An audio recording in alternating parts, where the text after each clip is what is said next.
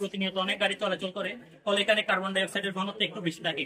তাই আমরা চাই যে এখানে রাস্তার পাশে আমরা কার্বন গুলো শোষণ করতে চাই। তাই আমরা রাস্তার পাশে এর বিভিন্ন গাছ রোপণ করতে পারি, যেমন পাইলোনিয়া ট্রি বা অশ্বত্থ গাছ।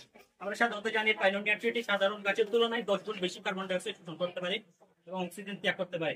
তাছাড়া আমরা পাট গাছের চাষ করতে পারি, কারণ আমরা যে পলিথিন গুলো ব্যবহার করি সেগুলো পচতে প্রায় 500 বছরের অধিক সময় নেই।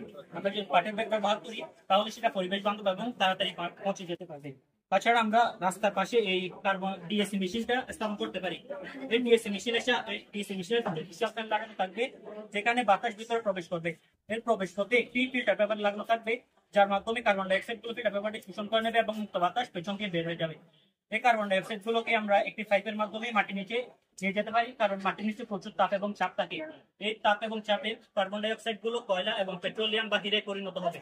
তাছাড়া আমরা এই কার্বন ডাই অক্সাইড গুলোকে পরিশোধিত করে কার্বনে পরিণত করতে পারি, যেগুলো কলমের কালি, পেন্সিলের গ্রাফাইট, প্রিন্টারের কালি বা ছাপাখানার কালি হিসেবে ব্যবহার করা যেতে পারে।